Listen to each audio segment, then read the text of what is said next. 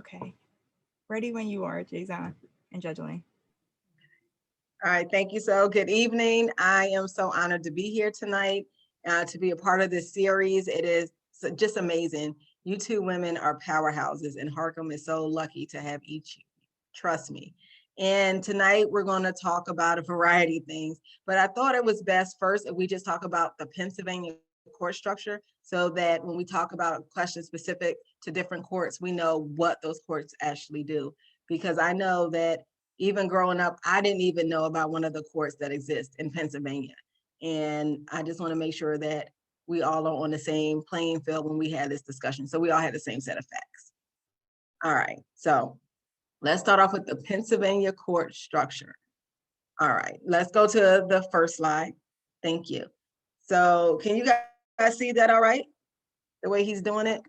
All right, and I think I'm gonna try to change my view so I can see it a little better. All right, so our court structure here is like a pyramid, as you see, with the Supreme Court on top, and there are different levels of our court structure here in Pennsylvania, and at the bottom are our minor courts.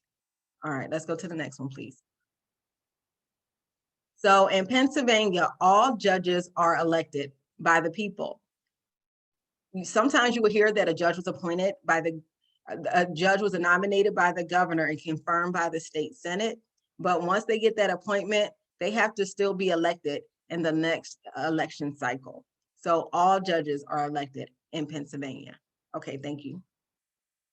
So the Supreme Court in Pennsylvania, that is the highest court in the land. We heard a lot about the Pennsylvania Supreme Court that last election cycle. It was national news. It seems like it was always in rotation with them talking about the Pennsylvania Supreme Court. And they have the final say on Pennsylvania law. And that's why although in the last election cycle, there were some victories in Commonwealth Court for one side, but they lost in the Supreme Court. And that was the final say because they had the final say in Pennsylvania law. And it's actually the oldest appellate court in the nation. They decide if they even want to hear cases from the lower court. They get to pick and choose what they want to hear. And most cases don't even make it up to the Supreme Court. And the only direct appeals that you really hear about with the Supreme Court are actually death penalties. They don't have to go to the Superior Court. They go directly from the trial court to the Supreme Court, and they hear their matters. And there are 7 justices. That's what they're called on the Supreme Court. They're called justices, and there's 7 of them, and they make the decision on what the law is going to be in Pennsylvania. They also can appoint people to different boards. Pennsylvania has so many boards. For example, I was appointed by the Pennsylvania Supreme Court to the County Adult Probation and Parole Advisory Committee Board. And that's when we look at adult probation and parole all across Pennsylvania. And we look at the funding, the standards, and the training of those officers to make sure that it works best for not only the probation and parole officers, but also for the returning citizens. That's just one example, but they have disciplinary boards. There are countless boards that the Supreme Court oversees. And they don't stay in one place to actually hear trials. They move across Pennsylvania. They have a courthouse where they sit in City Hall in Philadelphia. They are in Harrisburg in a beautiful courthouse, and they're also in Pittsburgh. So they travel around, so no matter where you are in the state, it could be closer to where you are. And they are elected to 10-year terms. All right, thank you. And that is the current makeup of our Pennsylvania Supreme Court. The gentleman front and center is Chief Justice Taylor, and he's actually retiring. So there is currently one vacancy that will happen after he retires, but it's on this election cycle. Okay, Jay. Next, see, Pennsylvania is unique, is that they have 2 intermediate appellate courts.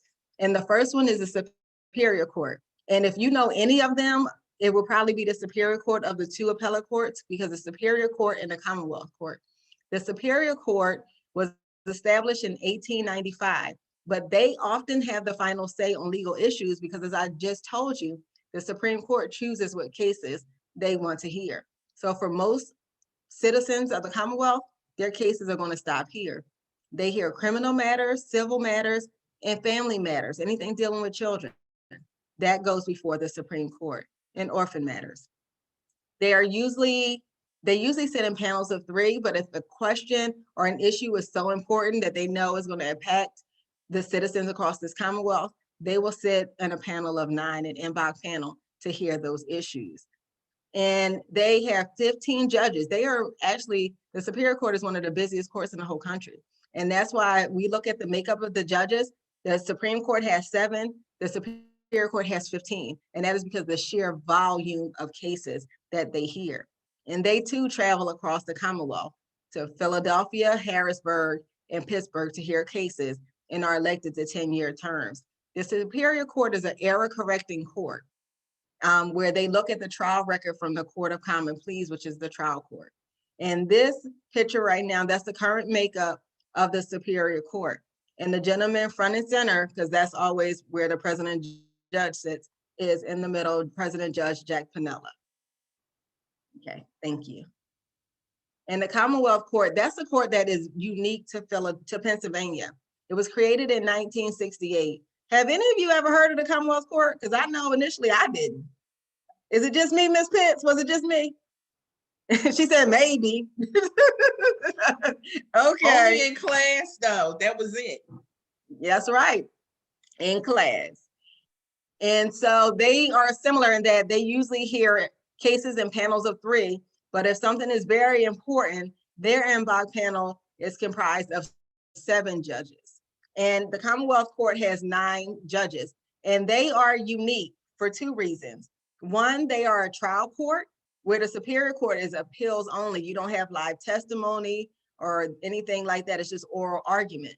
But the Commonwealth Court, they will present witnesses and actually put up a trial when lawsuits are filed by or against the Commonwealth. They also are primarily responsible for matters involving state and local governments and regulatory agencies. So if you're talking about like DHS or Child Protective Services, SEPTA, things of that nature, the PUC, the Public Utilities Commission, all these things will come through the Commonwealth Court. And the Commonwealth Court was in the news everywhere because of the last election cycle. They hear election law cases. And when the Trump administration filed lawsuits, they had victories in the Commonwealth Court. And later on, they were appealed to the Supreme Court where it was reversed. But that's why that election cycle, you heard so much about the Commonwealth Court and the Supreme Court, because they deal with election law. They too travel across Pennsylvania as the other 2 appellate courts, Harrisburg, Philadelphia, and Pittsburgh, and are elected to 10-year terms. Okay, thank you. And then that is our makeup of the Commonwealth Court. And you see it's half the judges almost than what we saw in the Superior Court. We saw almost double that in the Superior Court, and that's because of the workload. And the Commonwealth Court was created to relieve the Superior Court of some of that workload. All right, thank you. Now, the Court of Common Pleas, that is our trial court across all of Pennsylvania. That's where if you want your jury trial, and if you have a bench trial is just a trial with a judge. And they hear appeals from minor courts, but they deal with criminal, civil, family, and orphan matters. These are where the bulk of all of the serious felony cases are in the Court of Common Pleas.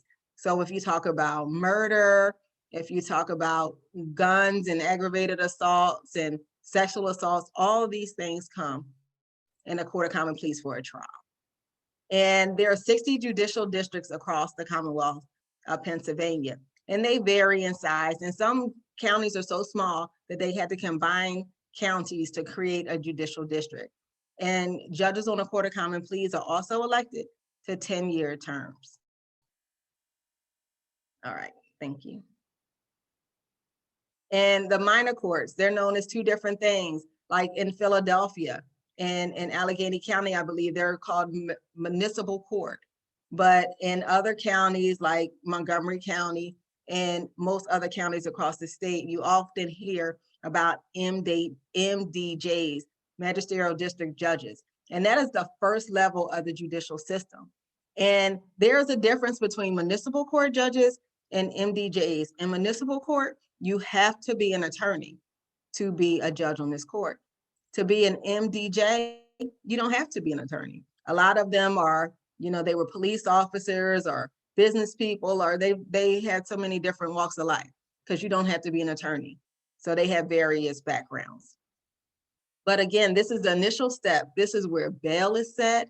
This is where you are arraigned, you hear your charges. When you are arrested, you have to have a hearing where they have to show a crime was committed, and more likely than not, you committed that crime. That all happens here. And they hear those for felony matters. Those hearings, they are not trials. And if they find that those two prongs were met, then that matter is held for court, and your serious felony case will go to Court of Common Pleas for trial. But they will have trials for misdemeanor matters. So if you have a DUI, if you are walking around and you had a possession of drugs, all these things are misdemeanors, and they would stay in municipal court, or they would stay with the MDJ.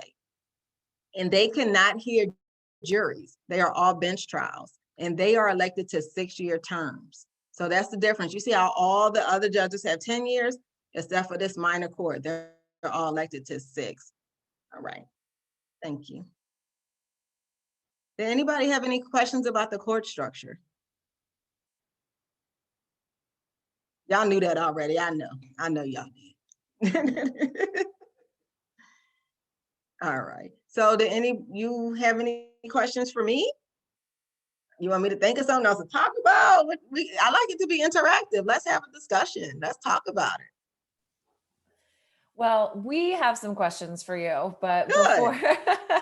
before Naisha and I jump in and start asking you questions, I think we'd like to open it up to the wider audience, the students and the other people who are in attendance this evening.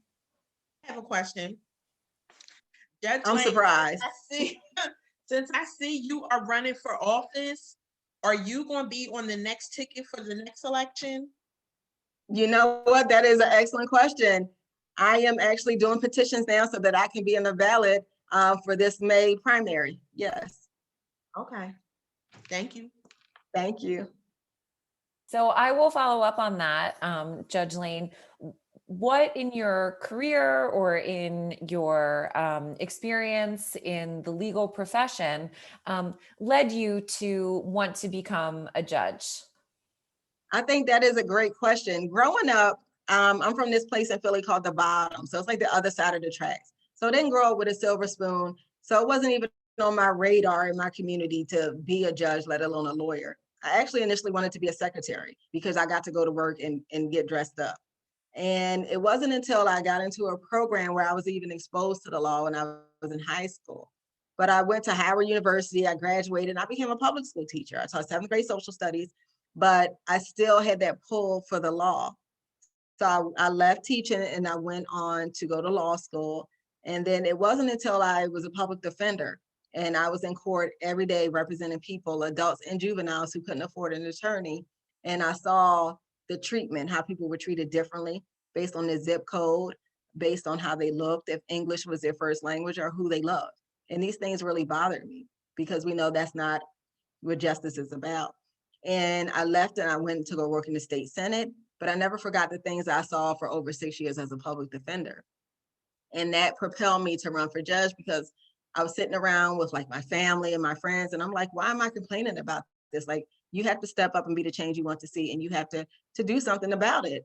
And it was scary because I left my job, I had to sell my car, but it was something I really believed in. And that's why to this day, that's how I run my court. I treat everyone with dignity and respect because they deserve it.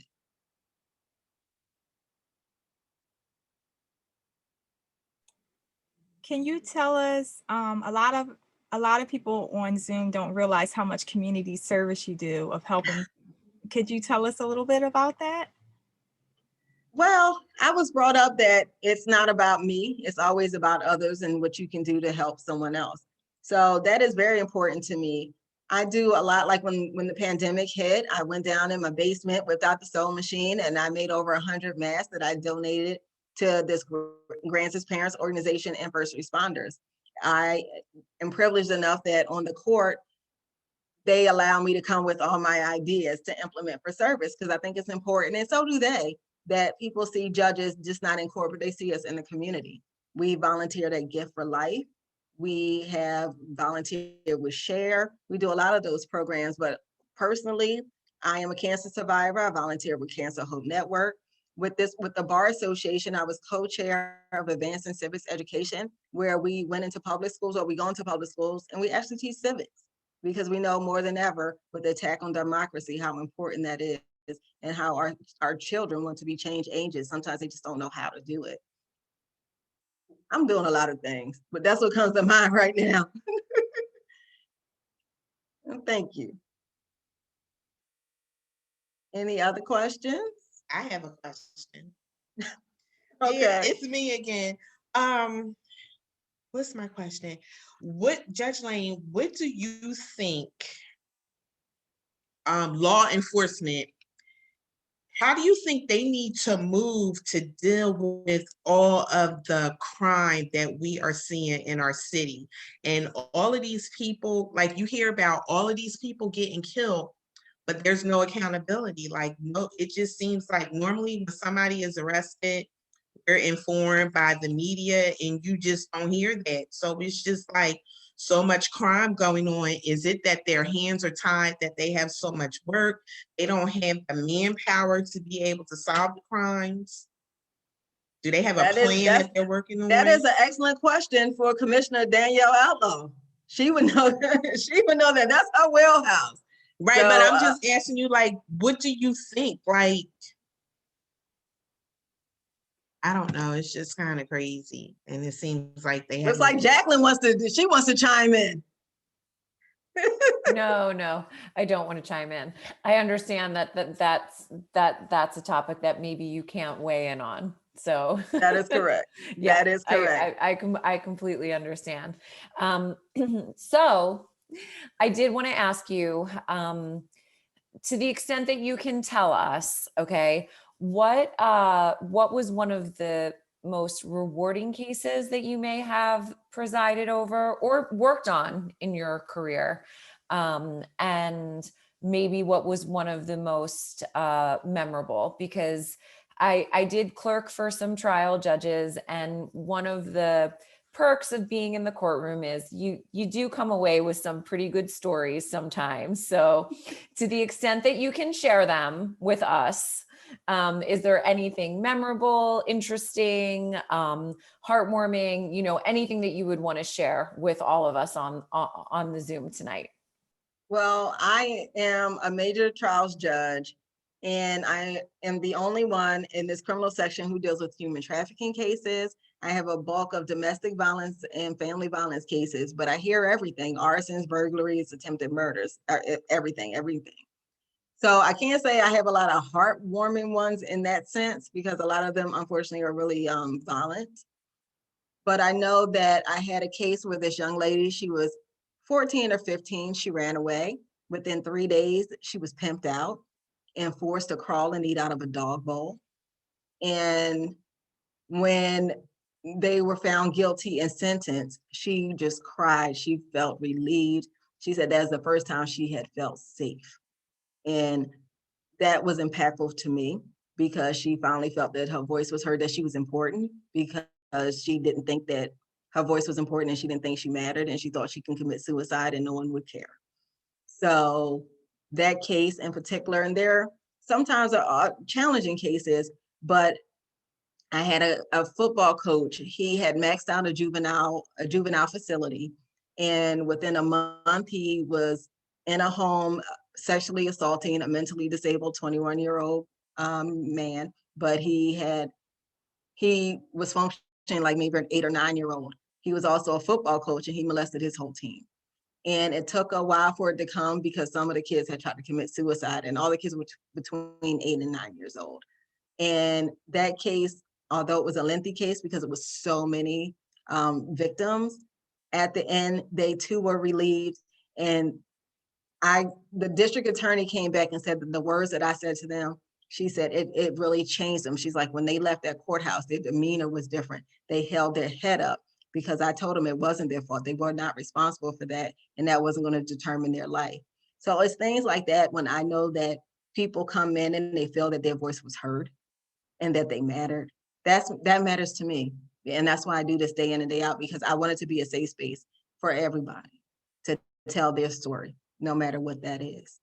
Well, thank you so much. I really appreciate that. I know that there are a couple students who are on the Zoom this evening who are seniors in Bryn Mawr. They're in one of our senior seminar classes.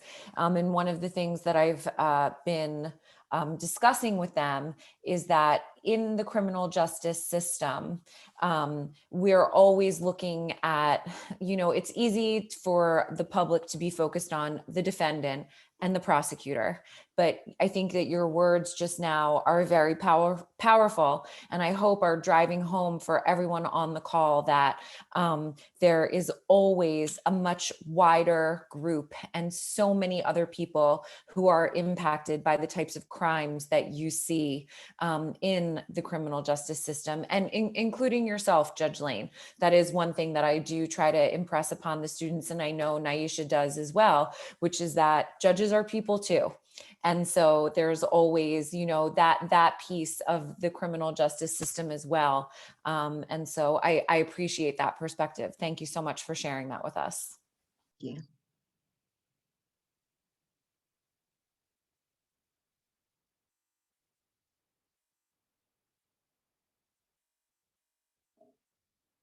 Everybody's all questioned out.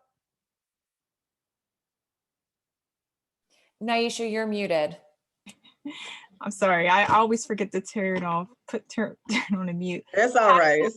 How do you separate the two? Like, it's, we always humanize criminal justice professionals. How do you separate like the stress, because that's a lot. You're juggling community service, you're juggling, doing all this great work in your community. You're a judge. Like, how do you balance it all? Well, what I started doing, because sometimes it is heavy, and if you look at like lawyers in general, they have higher rates of alcoholism or drug abuse and things of that nature. And what I did is that I was talking about with my colleagues again, because you always call your girlfriend or you call someone, just to talk about your day, just to unwind. And what I decided to do is that if we felt like that, I'm sure so many more of our colleagues felt like that. So I started doing, we call them continuing like judicial education classes, but I also did continuing legal educations with the Bar Association for Lawyers, where we talked about secondary trauma, because that's exactly what it is. When you're sitting up here and you're hearing these traumatic cases, it can also traumatize you, especially those really graphic, violent ones. And it was just a really good way to, like, we brought in like professionals, mental health professionals, to talk about different strategies on how to cope with secondary trauma.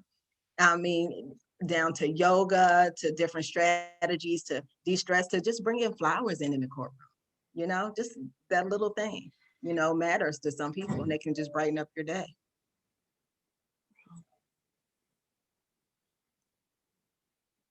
Vanya, do you have any questions? Okay. Did any other students have any that didn't want to show their faces, like Brittany or Sierra, Maria, Sloan, Crystal?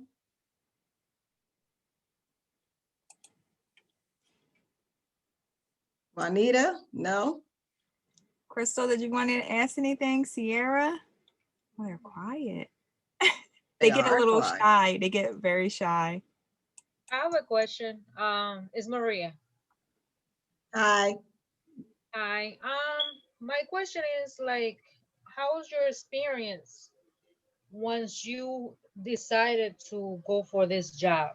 Like, basically, how they treat you when you decide to, go for what you wanted it. Like, how you was treated. Do they treat you different, or you think it was like more of a balance? When you say who are you referring to in their treatment of me? Once you apply for the court, like in general, like, once you apply for that department, when you But went it's for not your, like that. Remember what I said, Maria? All judges are elected. We are elected yeah, in Pennsylvania. So I had to run, and thanks to the voters in Philadelphia, I was elected to the Court of Common Pleas. yes, let me rephrase my question. Let me change it around. So what I'm saying is, once you got to the job, let me put it that way. Once you got to the job, how you was treated, like amongst everybody in there, would you was treated the same way? By my Like, colleagues, other judges, yeah. yeah, they were very helpful when I got on there, and I have a lot of mentors on the bench that I knew from when I was a public defender in court every day. So I had a lot of people that were there to support me, and I was really lucky, and I met a lot of new friends on the bench. But just as a woman, sometimes it can be harder, and especially, and then I'm also a woman of color. Sometimes it could be, challenging as well. That's what I asked you because, being a woman and also being a woman of color, I'm a Latina and I know how difficult it is sometimes to, apply for a job or get a job and then treat it differently. Well, the good thing is that I was voted in Philadelphia, and it's very diverse there. And so I got to represent all of Philadelphia, not just one section, but it was in a citywide race. So everyone in Philadelphia got to vote for me. And similarly now, when I'm running for Superior Court, everybody in Pennsylvania can vote for judges. And it's important. And I think that people need to really pay attention to judges, because that's a race sometimes that people don't think about. But judges, especially where I sit on a Court of Common Pleas, they have a direct impact on your life, your liberty, your money, your kids. These are the people that you really need to know who you're voting for and who are going to go in these courts. Because unfortunately, if you have to go before them, you will at least want it to be someone who would understand you or your community. So I think this is very important. And the same with the Superior Court and the Supreme Court. If you lose in the Court of Common Pleas, that appeal goes to the Superior Court. So why would you not want people on there who would have real life experience and who would understand different things? It's important. Judges matter, and people don't always think about that. People focus on just every 4 years voting for the president, but not all those local elections that really matter and impact you. Yes, definitely. Thank you so much for your answer. No problem.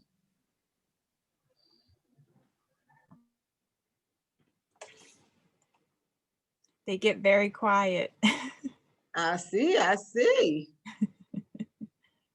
But that was a good question. I'm glad we got to talk about just local elections and the impact and why they matter on your everyday life.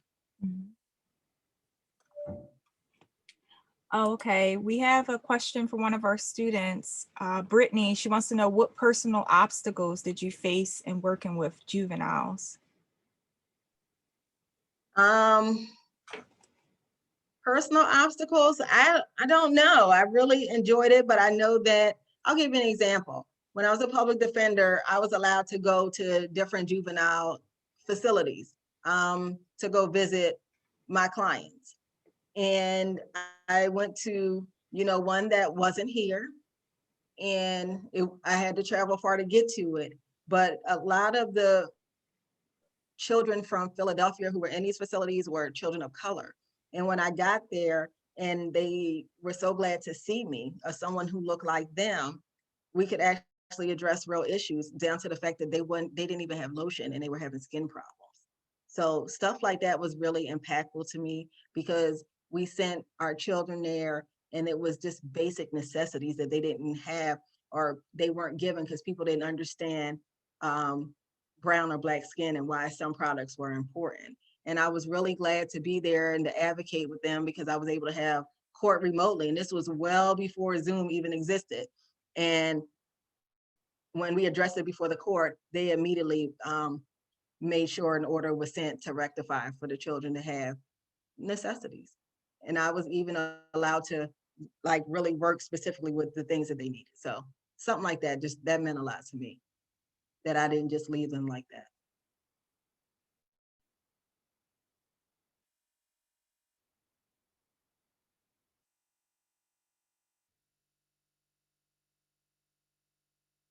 Any other questions? Okay, all right, Mr. Hicks. You're on mute though. I have a political question. Not that political. So I know you ran citywide for Court of Common Pleas. I know we're just getting started statewide, but how do you feel running statewide is against running citywide? What changes were you expecting? What didn't you expect running statewide as opposed to just Philly? Okay, that's a good question. They're two very different things. I thought running citywide in Philly was a lot of work and exhausting, but Pennsylvania is a really big state. You know, there are 67 counties and I'm trying to visit all of them, you know, so they're not close, you know, and they take a long time to get there, but I'm working my way through it. But what I like about it that they have in common is that I got to meet so many different types of people that I probably wouldn't have met otherwise. Even though I'm like doing 7 and, you know, 8, sometimes 10 Zooms a night, I'm going into so many different communities. And I'm still, if I'm lucky, I'm able to have conversations later, maybe after the end of the meeting, or specifically probably before a meeting starts, we can have conversations. And I really like getting to know different types of people and what's going on in their communities. So I really appreciate that.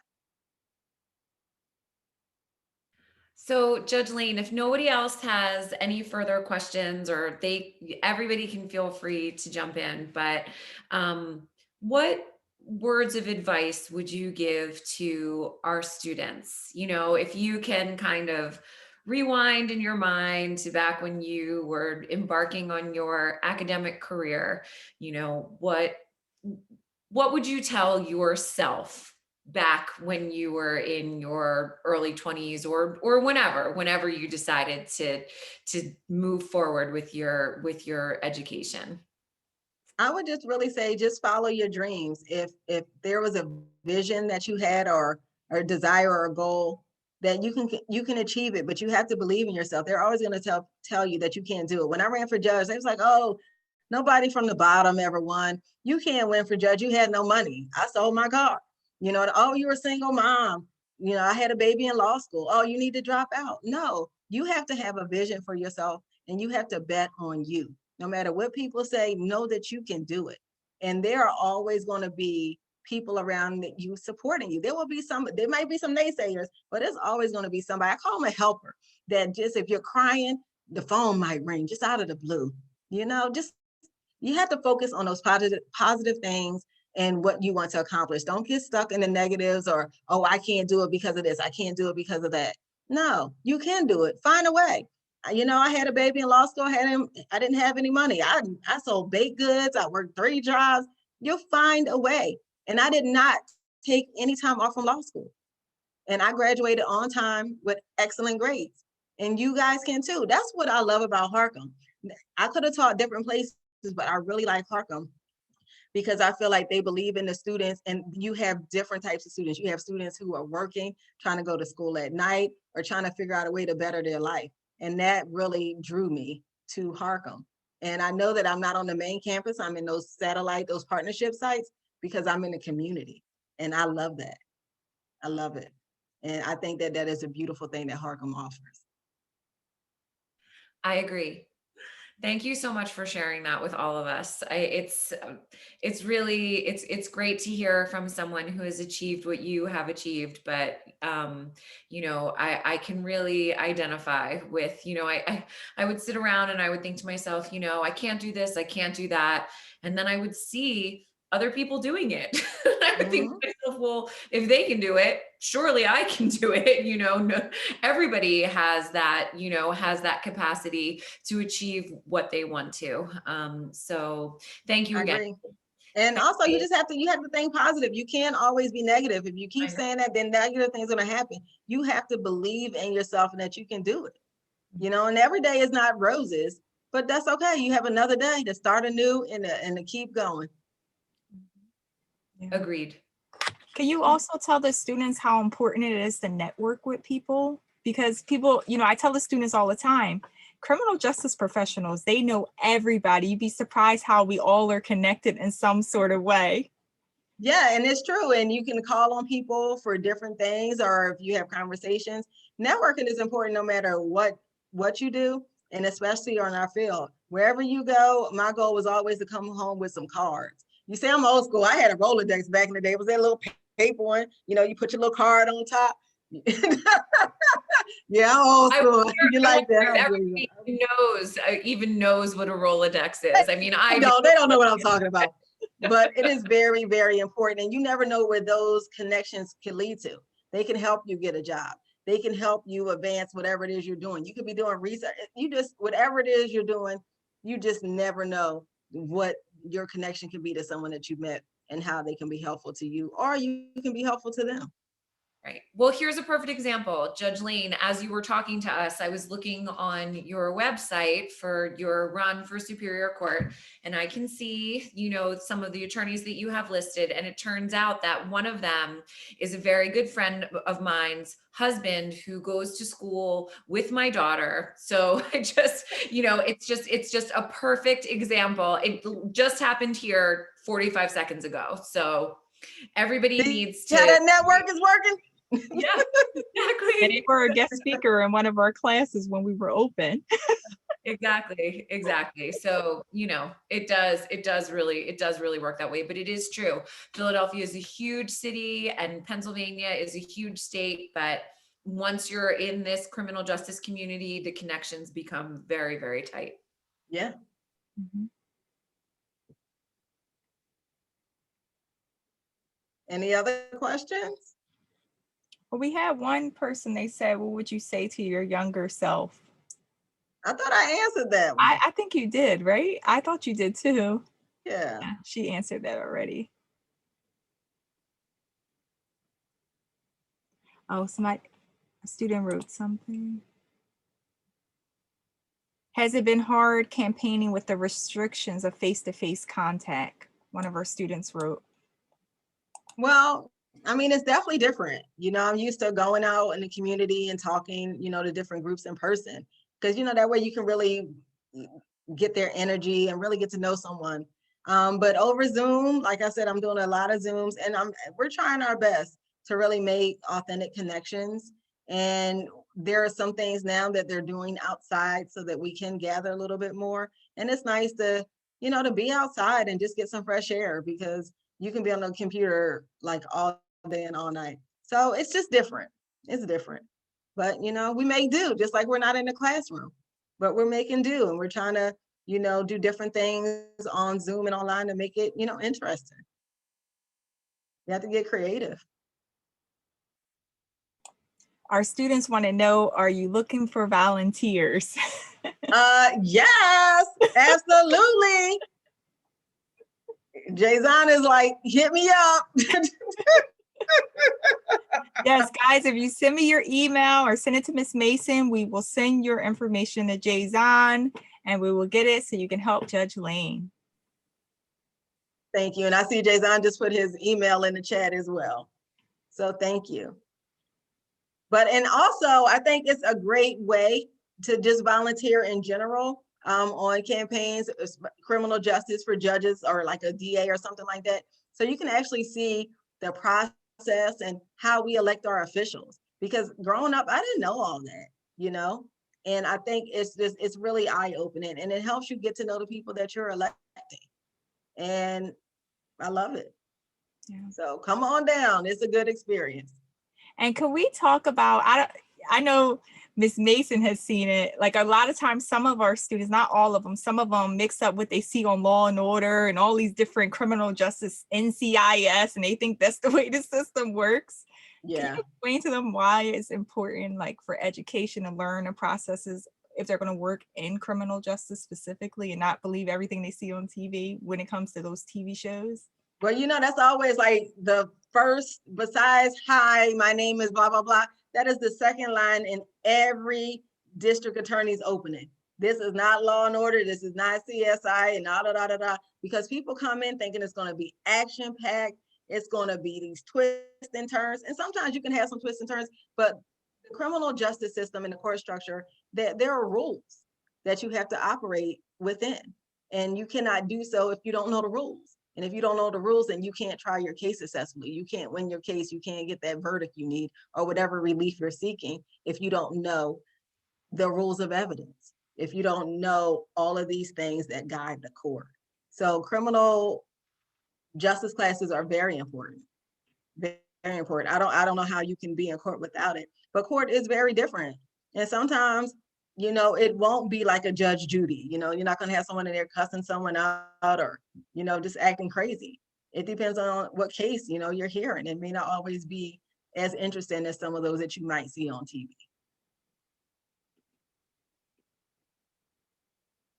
But you have to know criminal rules and procedure. You have to know case law. You have to know rules of evidence.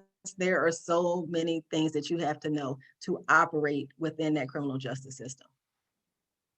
Thank you. Thank you for explaining that. I'm sure Ms. Mason appreciates it too, because we get it all the time.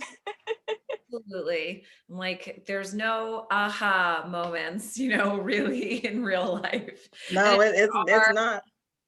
it's not good. Yeah, no. Sometimes it's not that exciting at all. Well, we don't want to take up too much of your time. We do really appreciate you coming on and taking time out of your day to talk to our students. It's nice for the Bryn Mawr students and partnership students to meet each other on these events and see what Harcum has to offer, what amazing adjuncts we have in our program. Oh, And thank you. it's really nice, and we just really, really appreciate it. Oh, well, thank you for having me. I love coming here and talking to the students. I miss teaching this semester, but I can't do it. But I'm glad that I was able to come in here tonight and see some old students, some friends, and meet some new ones.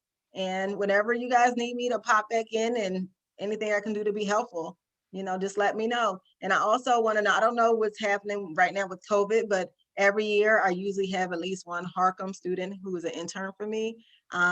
But I will let you know once I see what the courts are doing as far as interns are concerned. Thank you so much, Judge Lane. It's been Thank really a you. wonderful evening. I've really enjoyed meeting you and hearing everything you've had to share with us. Thank you so much. Thank you guys for having me. Y'all stay safe. Have a good evening. Bye. Bye, Judge Lane. Bye.